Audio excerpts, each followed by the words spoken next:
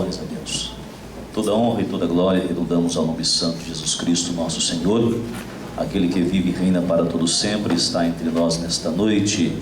Eu quero, com muita alegria em meu coração, cumprimentar esta amada e linda igreja, a noiva do Cordeiro, preciosa, porque você tem um alto preço, na santa e gloriosa paz que há no meio do nome de Jesus Cristo, meu, seu, nosso Redentor. E quem tem essa paz na sua vida, no seu coração, diga comigo um caloroso amém. Amém. Quero aproveitar os irmãos que estão sobre os seus pés, abra sua Bíblia comigo no Evangelho que escreveu Marcos. E enquanto você localiza na sua Bíblia, quero louvar a Deus pela vida do pastor, do presidente desta igreja, pastor Paulo. Deus abençoe a vida, o ministério e o projeto que Deus colocou em seu coração, concernente aos nossos irmãos que estão ali no Paraguai.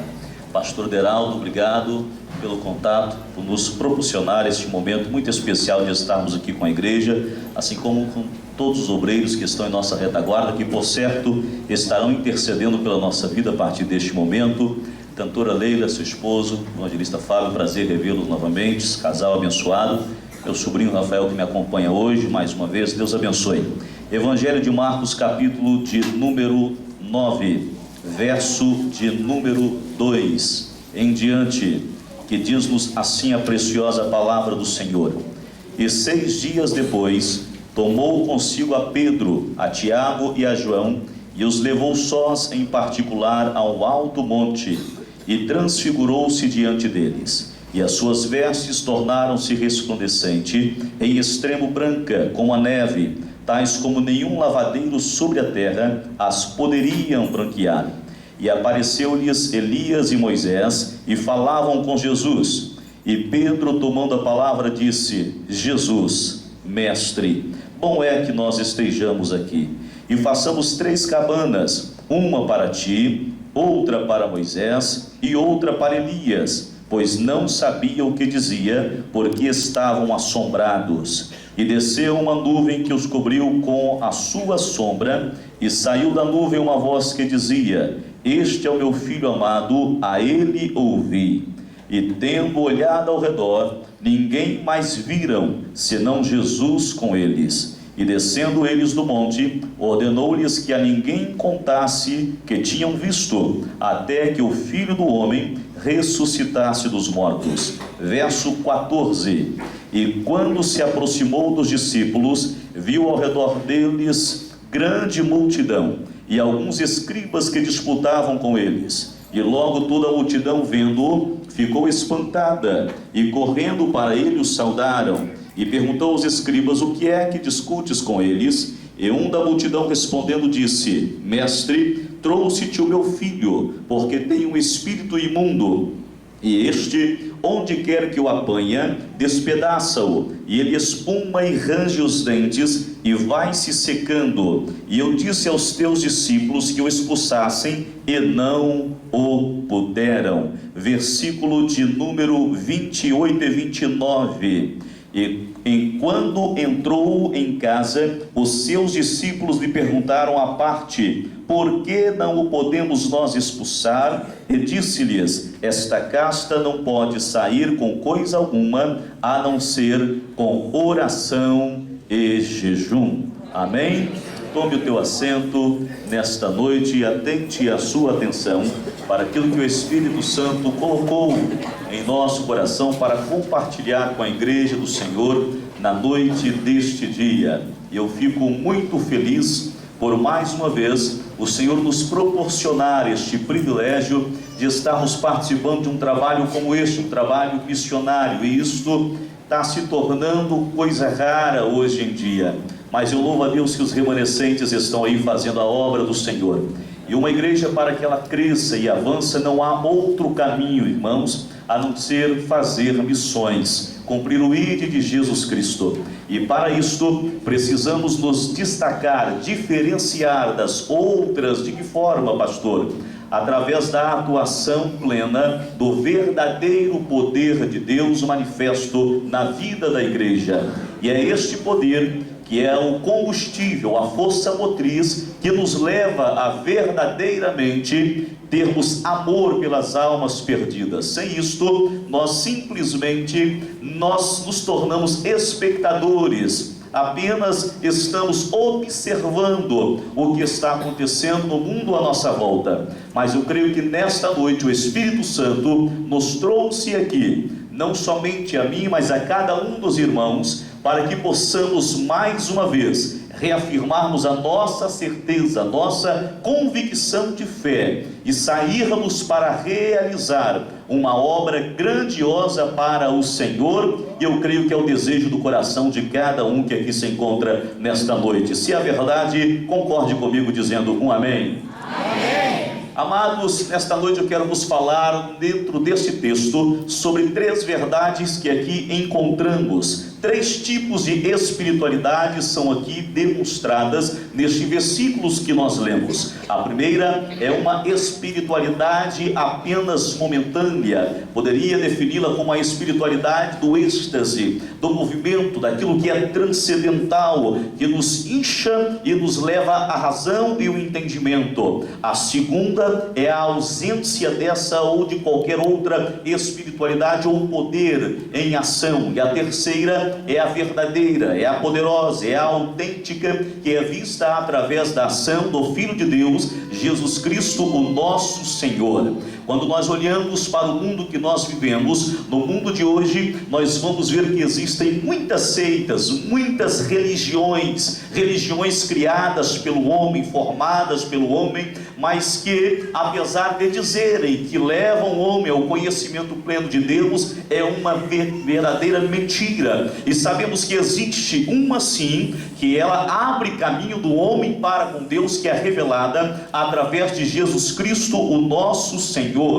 E é importante dizer que o homem por si só, ele é um ser idólatra. E o que é isto, pastor? Você pode começar a observar que o indivíduo pode viver lá no meio do mato, isolado. Eu ouvi aqui o pastor falando um pouquinho do relato, testemunho do pastor Paulo quando veio para cá e foi para o meio dos índios. Se você observar, a vida dos indígenas, por exemplo, mesmo sem nunca terem ouvido falar, eles procuram adorar alguma coisa. Adoram, a lua, adoram ao sol, adoram a muitas coisas. O homem, aonde ele estiver, ele vai procurar alguma coisa ou algo para se apegar, para demonstrar algum tipo de fé. No mundo de hoje, o que me chama a atenção é a religião que está impregnada pelo lado de fora das nossas igrejas, chamada como antropolatria. E o que é isto? É o homem na evidência de si mesmo. O homem parou de cultuar algumas coisas e começou a voltar a sua atenção para si mesmo, cultuando a si mesmo, reverenciando a si mesmo, colocando-se no centro de todas as evidências. E é o que nós temos visto nos dias de hoje. Para combater isto, a igreja precisa ser autêntica e veemente na transmissão da palavra do Senhor. Quando lemos o texto da Bíblia Sagrada, a história que nós lemos, e não preciso repeti-la porque fiz uma leitura extensa nesta noite para a compreensão da igreja, diz que Jesus chamou os seus 3 apóstolos, seus 3 discípulos mais íntimos para uma oração. E quando Jesus chamou a eles para uma oração, os levou ao alto do monte. Eu não quero entrar aqui na especulação de qual monte seria este ou aquele, mas aquilo que aconteceu ali em cima. Quando Jesus estava no alto deste monte orando, os 3 discípulos tiveram uma visão maravilhosa. Eles viram uma antecipação da glória de Jesus Cristo e a manifestação ali com ele de 2 homens muito importantes, Moisés e Elias. Todos estes são de extrema importância para a cultura judaica até o dia de hoje. Não somente eles viram a figura destes homens, mas também viram o rosto de Jesus se tornar iluminado como o sol, as vestes de Jesus se tornarem brancas como a neve. Ficaram maravilhados pela glória que tomou aquele lugar, caíram de joelho no chão e ouviram a voz do próprio Deus dizendo acerca do seu filho. Amados, imagine só a expectativa em que eles ali estavam. Eu creio que até o dia de hoje, nenhuma outra congregação teve pessoas tão notórias como aquelas que ali estavam. É bem verdade que talvez um dia como este, numa noite como esta, exista entre nós autoridades, pessoas conceituadas, sejam elas no mundo empresarial, em qualquer área ou esfera da nossa sociedade. Isso é tudo, é muito importante, é muito bom, mas não tira a figura daquilo que é a centralidade deste trabalho, que é Jesus Cristo, o nosso Senhor. Nenhum culto hoje nós poderíamos dizer: olha, eu não estou vendo aqui Tiago como estava lá naquele dia, eu não estou vendo Pedro, eu não estou vendo João, também não estou vendo Moisés e muito menos Elias. Você pode até dizer: eu nem estou vendo Jesus entre nós, mas só porque você não vê, não significa que ele não esteja entre nós, porque a glória dele já é sentida neste lugar, e se a glória dele já está entre nós, é porque a presença dele é real em nosso meio. Quantos podem dizer amém? Amados, a espiritualidade do monte, a primeira espiritualidade do movimento do êxtase sem entendimento, é uma preocupação para mim nos dias de hoje, quando nós observamos muitas pessoas que vivem correndo de um lado para cá, buscando este ou aquele tipo de movimento, mas logo depois elas não têm forças para combater a tentação quando bate à sua porta. Há pouco tempo eu me lembro que estava em nossa igreja ministrando um irmão, e ele esboçava uma santidade extrema, mas eu fiquei muito triste dias depois quando o encontrei desviado dos caminhos do Senhor. Fora, eu perguntei: o que houve? Pastor, eu fraquejei, caí na fé. Outros, eu posso dizer e afirmar, às vezes estão participando dos cultos, indo à igreja, mas nunca conseguem dizer: eu estou sendo vitorioso. Parece que o inferno se levanta e é vitorioso sobre ele. Onde está então a verdade da palavra do Senhor, que diz que as portas do inferno é que não prevaleceriam? Pessoas que estão vazias, sem poder, sem autoridade. O adversário entrou dentro da casa, puxou a cadeira, sentou no sofá e não quer mais sair, e eles participam do culto, se alegram, choram, cantam, rodopiam, plantam a bananeira, mas nada acontece de real na vida desse indivíduo. Por que que isso está acontecendo? Porque não entenderam ainda o que é a autoridade do poder que há no nome de Jesus Cristo nosso Senhor. O crente que tem entendimento do real poder que tem na sua vida, não existe inferno que resista contra a vida dele. O inimigo abre caminho e você passa exaltando o nome santo do Senhor. Aleluia! Aqui estavam os discípulos. No capítulo de número 9, nós vemos aqui uma antecipação da glória do Senhor. Mas se você voltar comigo no capítulo de número 8, a transição para o capítulo de número 9, Jesus está falando acerca da cruz. Meus irmãos, atente para isto nesta noite. Não há como nós chegarmos à glória de Deus, ao poder manifesto na vida do Filho, se não passarmos pela cruz de Cristo, viu? Se não passarmos por este caminho, não conseguiremos atingir o nosso objetivo. Os discípulos aqui presentes com Jesus haviam andado com Jesus, caminhado com Jesus, visto os milagres de Jesus, mas não estavam entendendo de fato o poder que havia na vida de Jesus. Posso dizer que alguns até diriam que esses discípulos eram bem íntimos de Jesus, porque compartilhavam de momentos, a sós com o Senhor,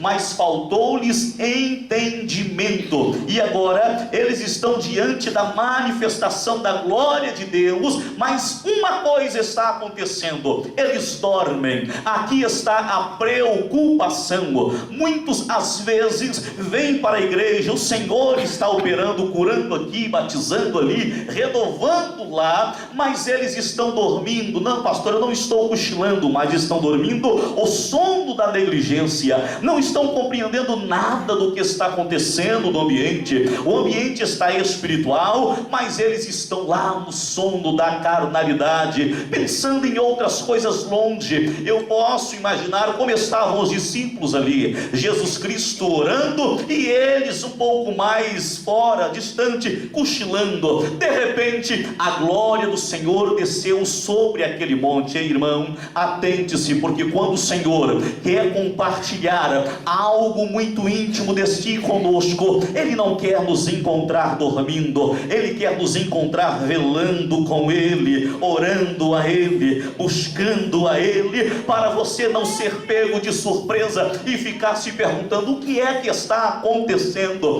Que coisa é essa que está acontecendo? Que nesta noite estejamos todos atentos àquilo que o Senhor já está fazendo neste lugar.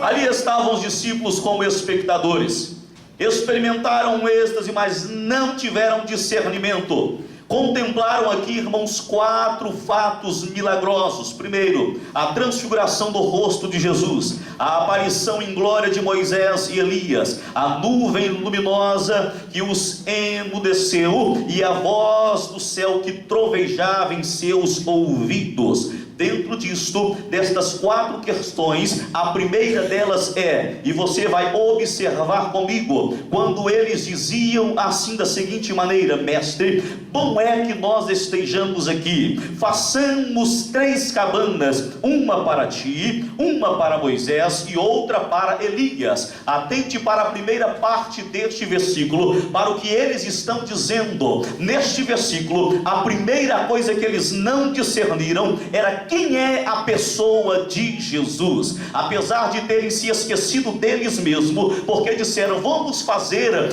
3 cabanas, uma para ti, uma para Moisés e outra para Elias. Esqueceram que eles também estavam ali. A primeira coisa é a centralidade da pessoa de Jesus, porque compararam Moisés e Elias com Jesus. Nós conhecemos Moisés, a Bíblia nos fala acerca dele, um grande legislador. Deus usou a vida deste homem para dar liberdade ao povo quando saía do Egito, e através da vida dele muitos milagres aconteceram. 10 pragas somente lá no Egito. Fora isto, quando caminhavam no deserto em direção à terra da promessa, lá estava Deus agindo através da vida de Moisés. Moisés era querido, Deus falava com Moisés face a face. A Bíblia nos diz isso, que quando Deus queria falar através de outros, Deus usava Urim, o Tumim, falava através dos sacerdotes dentro dessas 2 pedras, mas com Moisés ele falava assim, face a face, cara a cara. Lá estava uma outra pessoa chamada e conhecida como o profeta Elias. O que não dizer do profeta Elias? Desafiou os profetas de Baal lá no alto do monte em uma oração de 30 segundos. Deus respondeu com fogo sobre o altar e consumiu todo o holocausto. Um homem que desfrutava de tanta intimidade com Deus, que Deus o chamou para ele e nem provou a morte. Eram esses 2 que estavam lá conversando com Jesus. Agora atente o que eu vou lhe dizer.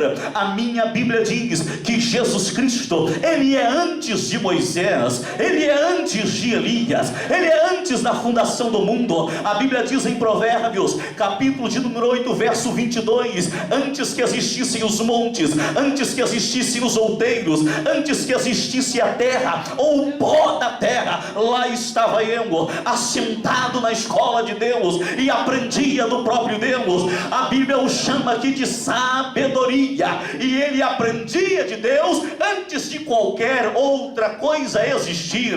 O Jesus a quem eu estou falando, ele vem desde a eternidade passada. Desde a eternidade passada ele já estava com Deus, e como o pastor disse, sendo o verbo, a palavra, ele é Deus. É esse Cristo que eu estou dizendo, é a pessoa central que ali estava. Os discípulos não discerniram. Hoje muitos estão incorrendo no mesmo erro, pensam que qualquer tipo de trabalho ou movimento tem que estar na figura de fulano, de ciclano, de beltrano. Se não tiver um cantor famoso, pregador famoso, o povo não vem. Mentira. Sabe por que você veio aqui hoje? É porque você tinha certeza que Jesus Cristo estaria entre nós para abençoar a tua vida. A segunda coisa que eles não discerniram foi o ministério de Jesus. Por quê? Porque viram tanta glória e pensaram, vamos ficar aqui, está muito bom este lugar. Pensaram que o ministério de Jesus se resumiria naquilo, porque nunca haviam visto algo como estavam vendo ali. Haviam visto Jesus cansado, sentado à beira de um poço pedindo água. Haviam visto Jesus empoeirado. Haviam visto Jesus com sono. Tudo isso eles viram, mas agora eles estavam vendo Jesus como ele verdadeiramente é, com toda a sua glória e majestade, um rosto reluzente, as vestes resplandecentes, a glória do Senhor os envolvendo. Eles ficaram maravilhados, mas não entenderam que o ministério proposto de Jesus aqui na terra não se resume a apenas isto. Irmãos, é muito bom sentirmos a glória do Senhor, mas Jesus Cristo veio com um objetivo: resgatar as almas que estão perdidas, reconciliá-las com Deus, tirá-las do inferno, tirá-las deste mundo e trazer para a sua maravilhosa luz. Este é o objetivo da vinda de Jesus Cristo à terra. O terceiro ponto que os discípulos não discerniram foi a centralidade dos seus ministérios, porque disseram, olha, é muito bom estar aqui, vamos ficar aqui. Tem muita gente hoje assim, vem para a igreja, a vontade dele é de ficar aqui, de montar cabana aqui, não quer nem voltar para casa. Sabe por quê? Porque ele sabe que quando chegar em casa, a luta está lá, o problema está lá, o marido que não é crente está lá, o filho que está nas drogas está lá, os problemas estão lá, então não querem nem voltar, querem ficar aqui louvando, querem ficar aqui cantando. Diga para mim, é muito gostoso estar nesse ambiente, não é verdade? É maravilhoso estar aqui, mas eu quero lhe dizer, sabe aonde Deus quer te usar? Deus quer te usar pelas ruas, pelos becos, pelos valados, nas favelas, aonde o Senhor te enviar, é lá que Ele quer te usar. Muitos querem ficar apenas aqui dentro, porque pregar aqui é muito bom, cantar aqui é muito bom, dar glória aqui é muito bom, mas é lá fora que eu quero ver se tu é crente de verdade. É quando o adversário fizer frente, eu quero ver ter autoridade na tua vida, para erguer a voz como profeta e dizer, capeta, sai da frente, porque senão eu passo por cima na autoridade do meu Jesus. Aleluia! Em quarto e último lugar, neste ponto, os discípulos tiveram medo do Senhor. Quando ouviram aquela voz, eles ficaram tremendo e caíram por terra. Em um outro evangelho, você vai ler que o próprio Jesus encosta em um deles e o chama de volta, dizendo, não tenhais medo. Eu costumo dizer que existem pessoas que às vezes estão na igreja querendo ir para o céu, mas estão indo para o céu, sabe como? Ali está o céu, nessa direção. Eles estão caminhando assim para o céu, descostas. Não entendi, pastor, por que estão indo assim para o céu? Porque na verdade o foco deles não é o céu, mas é se livrar do inferno. Tem tanto medo do inferno que andam descostas olhando para ele e perdem o alvo, que é o céu. Perdem a direção. Andar descostas é muito perigoso. Estão na igreja, mas têm medo de experimentar aquilo que Deus tem para eles de verdade, a essência do verdadeiro cristianismo. O Senhor não quer que nós tenhamos medo dele. Sabe por quê? Medo tem.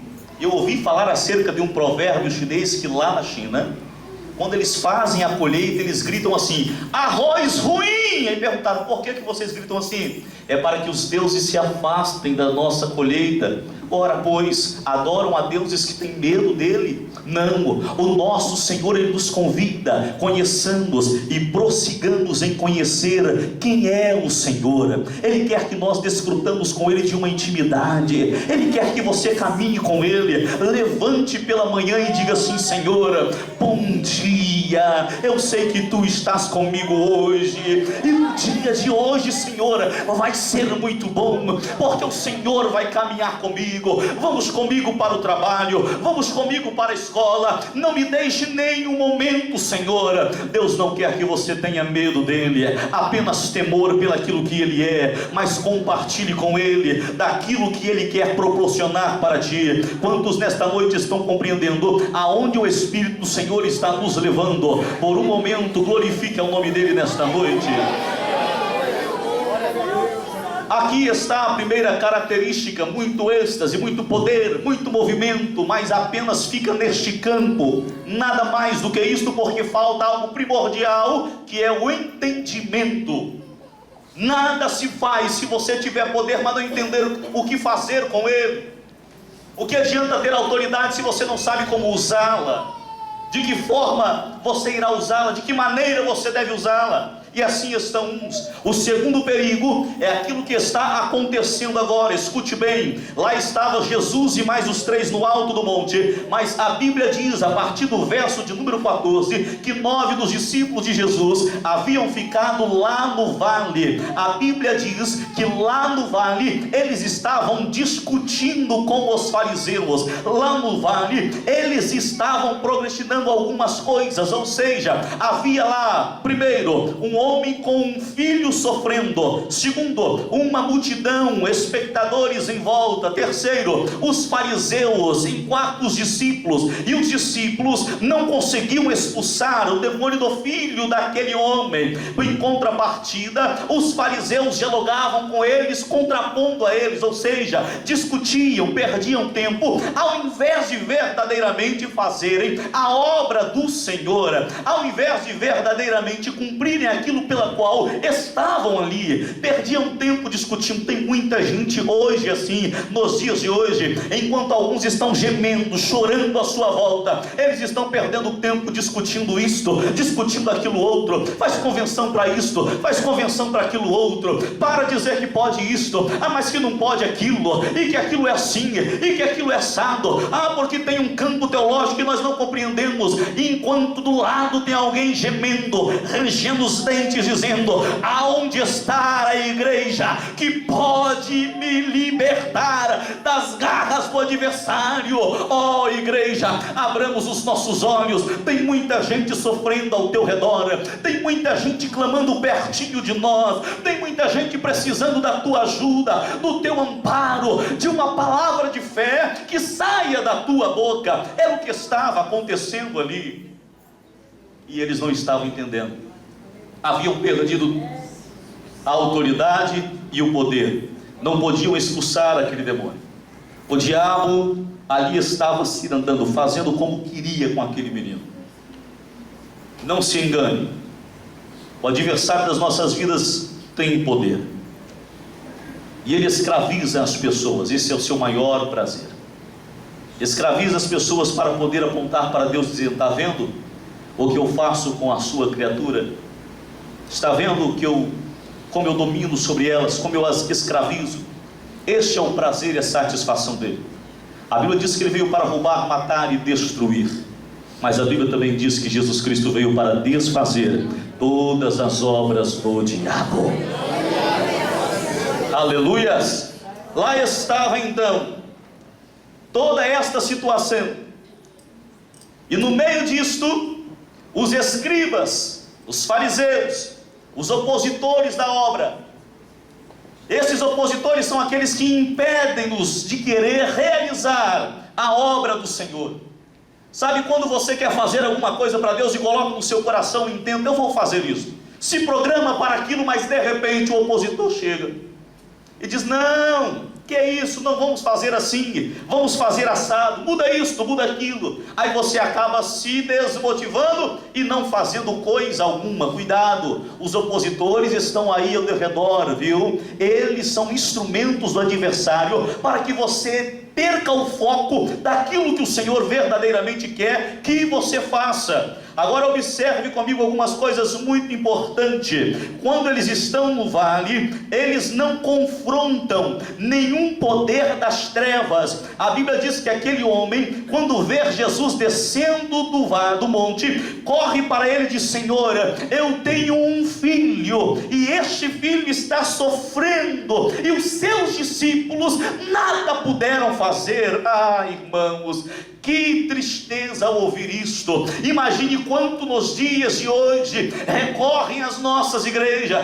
batem as nossas portas e voltam para trás, porque nada aconteceu para eles, nada mudou para eles, viu? Continuam no mesmo sofrimento, no mesmo problema. Eu ouvi num determinado programa de televisão uma moça dizendo: hoje eu estou sim no terreiro, eu estou na macumbaria. Sabe por quê? Porque eu fui na igreja fulana de tal, na ciclana, eu fui na católica, eu fui no céu, onde nenhum deles resolveram o meu problema, porque lá em casa os bichos faziam, acontecia, derrubava as coisas. Mas quando eu fui lá no terreiro, sabe o que aconteceu? Eles resolveram, eu fiz lá um pacto de paz, me deixaram em paz, aí resolvemos. Quantas pessoas não estão nesta situação, perderam a esperança, olham para uma igreja e dizem assim: eu não vou lá porque não vai mudar nada. Mas eu creio que ainda existe a remanescente, a igreja cheia da autoridade, que quando o enfermo entra enfermo, ele sai curado. Se entrar possesso, sai liberto. Pode entrar com problemas, mas sai restaurado em o nome de Jesus. A igreja verdadeira ainda é atuante, a igreja verdadeira ainda faz missões, a igreja verdadeira anda de joelhos no chão, anunciando Jesus Cristo Senhor das nações. Aleluias. E era esta situação que Jesus Cristo encontrou ao descer ali. Ele viu uma criança sendo e sofrendo muito no poder e escravizada no poder do diabo, escravizada e sofrendo. Deixe-me ler para você o texto. A Bíblia diz que quando o espírito o pegava, primeiro o deixava mudo, onde apanhava ele espumava, rangia os dentes, ia se secando. Essa era a situação daquela criança. Alguma Bíblia vai usar a tradução do versículo 21 no finalzinho, dizendo infância para meninice. Meninice quer dizer brevos, ou seja, o estado intrauterino. Escute o que o pai disse para o Senhor Jesus, quando Jesus perguntou para ele: há quanto tempo esta criança sofre disso? O pai disse: desde quando ele nasceu. O que eu vou falar é muito sério. Muitas pessoas às vezes até não compreendem, mas redobre a sua atenção. O que nós vemos nesse texto da Bíblia Sagrada é uma criança possessa de demônios. Uma criança, era o que, irmãos? A Bíblia que está dizendo. E aquela criança já não queria mais crescer, desenvolver. Aquela criança estava definhando, ao invés de crescer, ela definhava. Aquela criança não podia correr de um lado para o outro como as outras, porque a qualquer momento o Espírito pegava ela e tentava jogá-la no fogo, jogá-la na água, e ela caía retorcendo os dentes e espumando pela boca.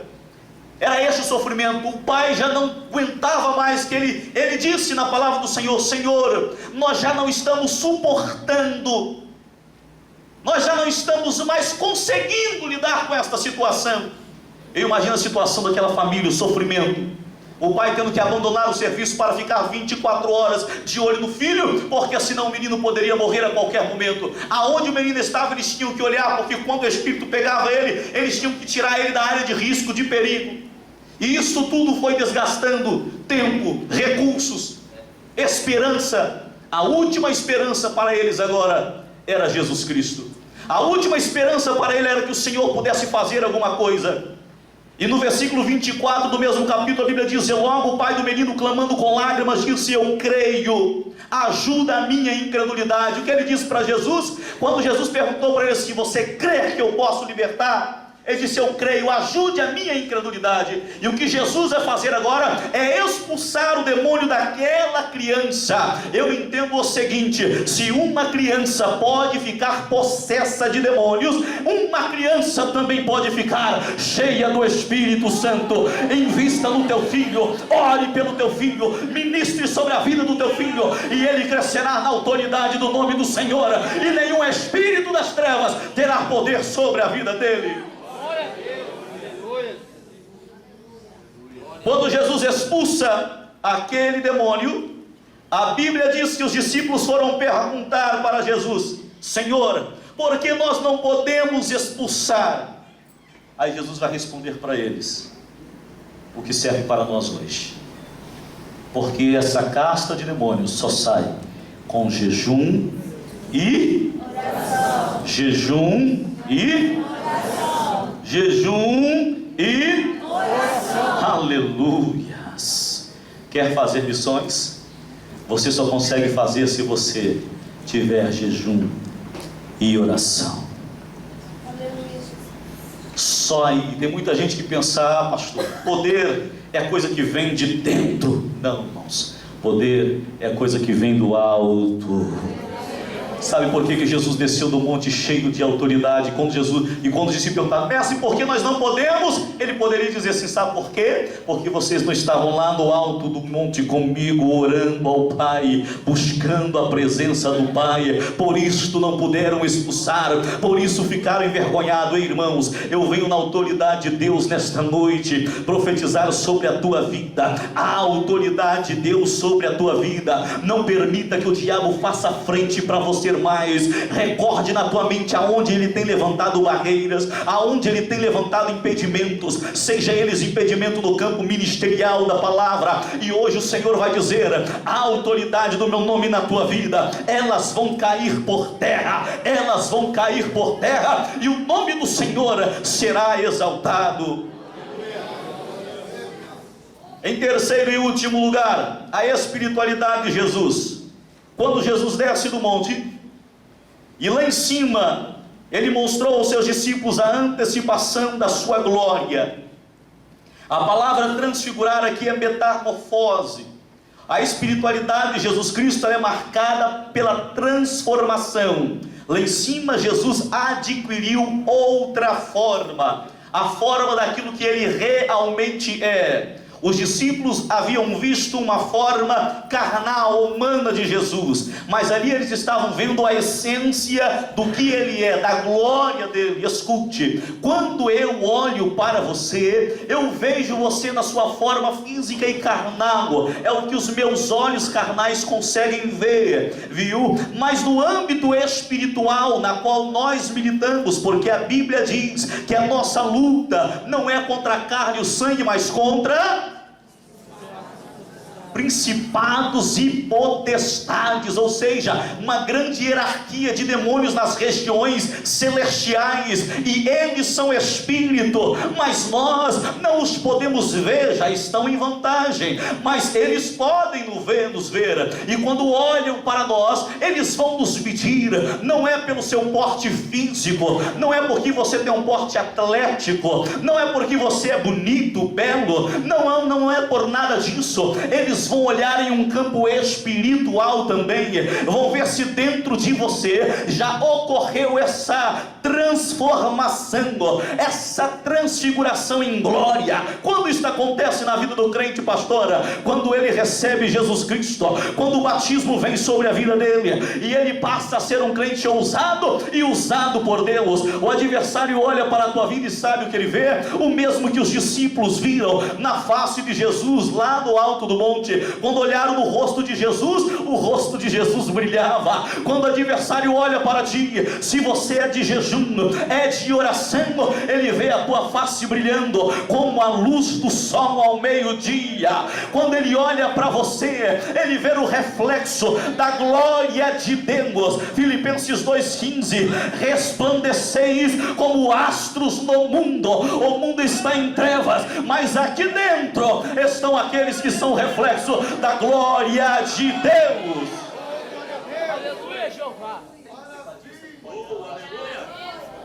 Glória a Deus, aleluia. Eu quero concluir da seguinte forma: a escolha é nossa. Que tipo de evangelho nós queremos transmitir para o mundo? Ficarmos aqui dentro reunidos é muito gostoso e é muito bom, mas é preciso descer do monte, é preciso ir aos vales. Lá nos vales há sofrimento, e quem sabe o nosso vale hoje se chama Paraguai. O relato do irmão que nos falou aqui muito nos impressionou, e é uma verdade isto.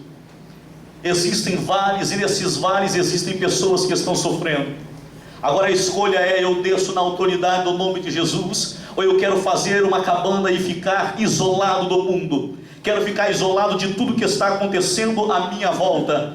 Eu não me importo com quem está sofrendo, eu não me importo com quem está morrendo, eu não me importo com aqueles em que o diabo cravou as suas garras e o prendeu. Não, eu não quero saber de libertar ninguém. Esta é uma escolha que você vai fazer.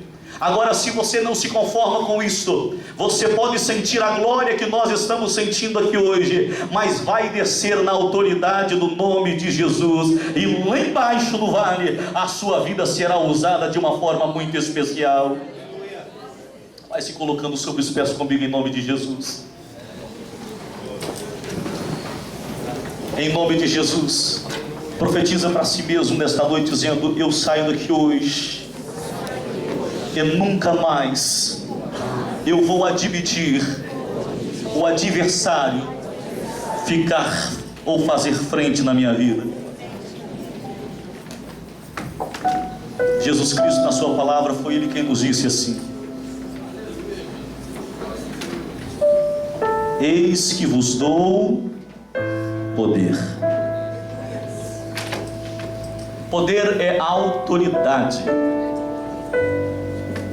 A autoridade, quando ela é delegada, significa que aquele que a recebeu tem o mesmo direito de usá-la como aquele que a delegou.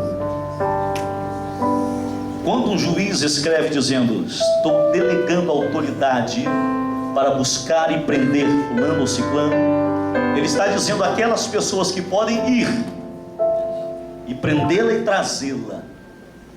Quando Jesus Cristo diz: eis que eu vos dou poder, Ele está dizendo: eis que eu vos dou a autoridade que há no meu nome. E o nome do Senhor está posto sobre todo o nome, seja no céu, na terra, embaixo da terra, não há um nome como o nome do Senhor. Não há. Não adianta você chegar nos hospitais e usar o nome do seu artista preferido para curar alguém que estiver doente. Não adianta. Por mais famoso que ele seja, a pessoa só pode ser curada se for em nome de Jesus. A autoridade é algo que Deus nos dá. Paulo, uma certa feita, pregava em uma cidade, e alguém, vendo o que Paulo fazia, observou como ele trabalhava e quis fazer igual, e chegou para o endemoniado e disse assim: sai em nome do Jesus que Paulo prega. O diabo olhou para ele e disse assim: Paulo eu sei quem é, Jesus eu também conheço, mas tu, quem é? Que o adversário estava dizendo para ele aqui: tu não tem a autoridade que Paulo tem, tu não tem o poder que Paulo tem. Mão direita levantada ao céu comigo em nome de Jesus, igreja. Lá no vale há pessoas que estão esperando por um milagre. Feche os teus olhos. Lá no vale há pessoas que estão gemendo. Lá no vale há pessoas que estão clamando por um milagre. Lá no vale há pessoas que estão dizendo: aonde está a igreja que tem o poder para me libertar? Eu creio que essa conferência missionária vem para poder te encher. Hoje você se esvazia de si mesmo e se enche de autoridade. O meu Jesus foi quem disse: a minha igreja eu dou, eu delego, eu autorizo em meu nome expulsar demônios, pegar nas serpentes, expulsar todo o mal Não, a autoridade está dada e delegada à igreja.